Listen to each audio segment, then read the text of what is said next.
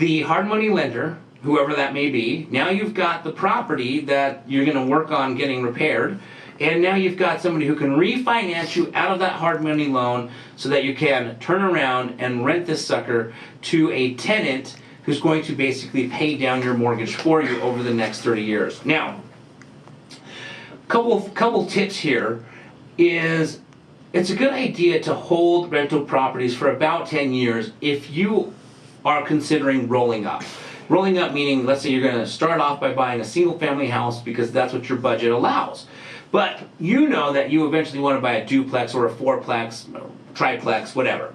So oftentimes 10 years is a good number to hold on to a property before you start to roll up. And there's several reasons for that.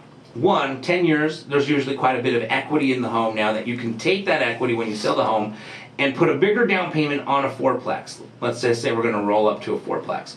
There's also, your mortgage payment has been paid down over the last 10 years by your tenant. So now there's even more equity. So you have the appreciation equity and just the equity from paying down your mortgage. So now you've got all this equity to roll up into something bigger. And another good reason why 10 years is a good time to consider selling is because it's about 10 years when things start to break down. Deferred maintenance, is something that you might need to start investing back into the property. Plumbing, electrical is dated.